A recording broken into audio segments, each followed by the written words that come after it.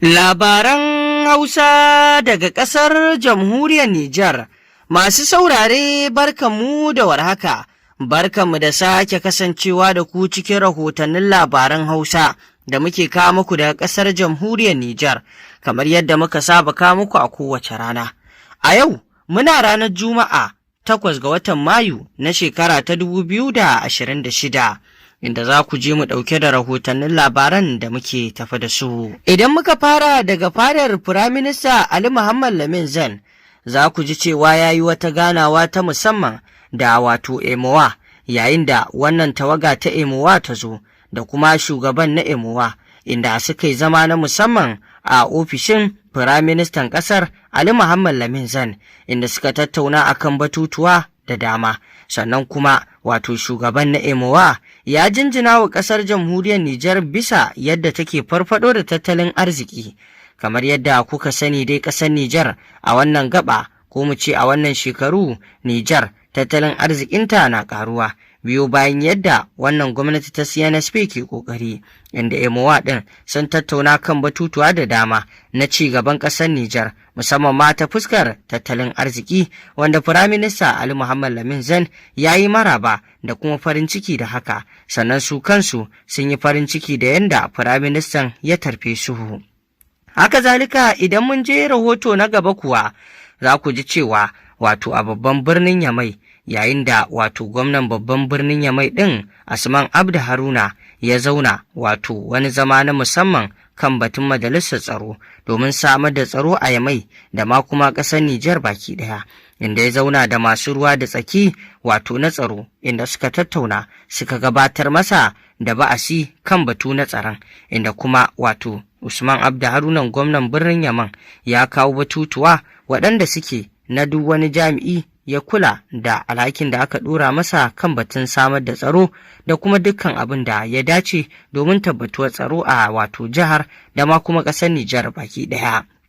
Haka zalika a ƙasar dai ta wato Nijar a birnin Yamai ɗin, Usman Abda Harunan dai sun zauna a kan batun nan na filin jirgin Jora Hamani, bisa mutane da suka sai fili a wannan kusa da wato filin jirgi, inda suka yi gine-ginensu, wanda saboda kare lafiyar al'umma da kuma tsaronsu shi ya sanya a yanzu aka ba su wa'adin wato tashi daga wannan guri, bisa alhakinsu da aka ba su na siyan wannan guri, kowa wato ya tashi daga wannan guri domin tsaron lafiya.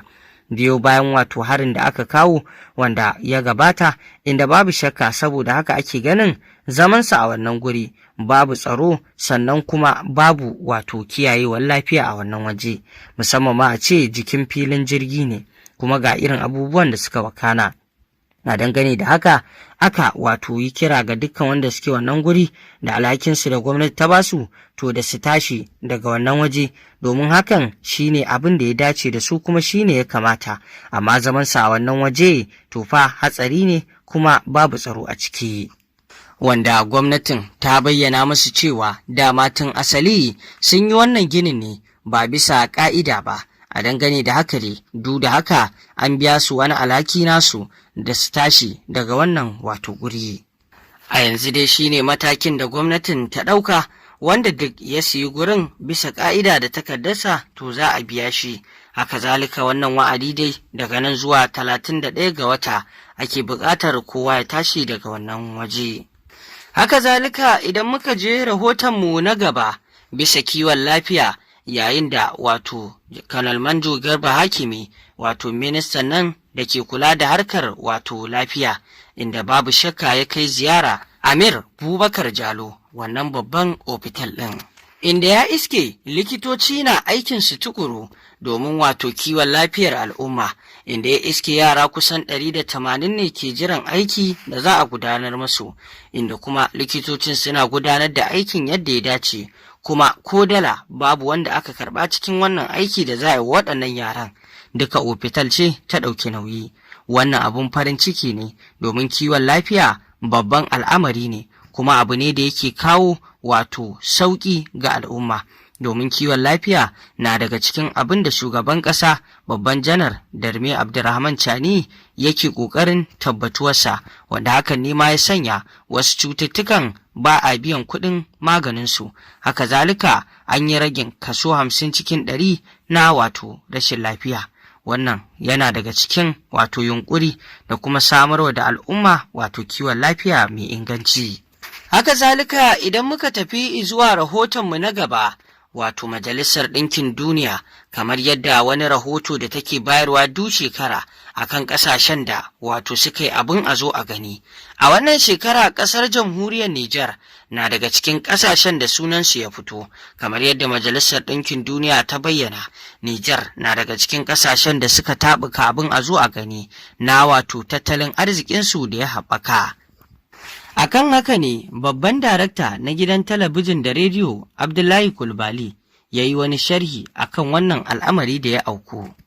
Kamar yadda ya bayyana cewa a sakamakon binciken da Majalisar Ɗinkin Duniyan ta fitar, ya nuna ƙasar Jamhuriyar Nijar ƙasa ce da take a kan daidai kuma take tafi da al'amura wanda ya dace, biyo bayan irin yadda wato tattalin arzikin ƙasar ya da hakan ne ma ya sanya a cikin jerin ƙasashen nan na wato Afirka kakab baki ɗaya, ƙasar Nijar ta samu matsayi na 9 a bisa wato wanda tattalin arzikinsu da kuma kula da wato ingantuwar rayuwar al'umma ya haɓaka. Wanda a yanzu batun da ake, ƙasar Nijar ta huce tarayyar Najeriya da ma wato Kenya, wanda a shekarun da suka gabata su ne suka yi kowa fintinkau, amma a yanzu Nijar ta zarta su. Wanda idan kuwa aka ce a iya yankin Sahel ne, to fa ƙasar Cote d'Ivoire ita ce kaɗai wato ta zarta ƙasar Nijar, wadda ita ce mai biye mata, wanda ita kanta Cote d'Ivoire ɗin da maki kaɗan ta huce ƙasar Nijar. Wanda a cikin sharhin Abdullahi Kulbali ɗin ya bayyana cewa duk ƙasashen da ke neman shafa wa ƙasar Jamhuriyar Nijar kashin kaji na wallafa bayanan da ba haka suke ba na ƙarya, to fa a yanzu ƙaryarsu ta sha ƙarya, sun ji kunya, saboda yanda a yanzu Nijar duniya ta yadda cewar ƙasa ce da take wato da ƙasa ce da take akan hanya, kuma da take wato ta farfado da tattalin arzikinta, wanda a yanzu bayanan da ya fita na Majalisar Ɗinkin Duniya ya bayyana haka. Kuma hakan ya wanke duk wata ƙarya da wato wanda suke makiya Nijar ke yi, kuma hakan ya ƙara tabbatar da nuna cewa waɗannan jagorori na ƙasar kamar babban janar Darme Abdurrahman Chani da sauran tawagar CNSP suna ƙoƙari wajen ci gaban ƙasar nan. Yayin da ƙasar Benin da ƙasar Togo, wanda suke ganin cewar su ne suke aiki tukuru, su suka san yadda ake inganta wato walwalar al'umma da ma ci gaban tattalin arziki, sai gashi a yanzu su ne suke koma baya, ba ƙasar Nijar ɗin da suke ganin ta koma baya ba suke mata wani irin kallo. A yanzu dai an yi walƙiya, kowa an riga an gan shi. Yayin da ƙasar Gini Bisau ma ko lissafo ta a ciki ma ba yi ba, domin babu abin da ta taɓuka, wanda babu shakka hakan na nuna ƙasar Nijar 'yan ƙasa ya kamata su yi alfahari bisa wannan shekara da aka samu gagarumin sauyi a ƙasar ta Jamhuriyar Nijar, kuma a ci gaba da addu'o'i domin tabbatuwar ci gaban ƙasar Nijar, da kuma Allah ya kare wannan ƙasa daga bisa yadda makircin masu makirci a kodayaushe ke ƙoƙarin ƙullawa.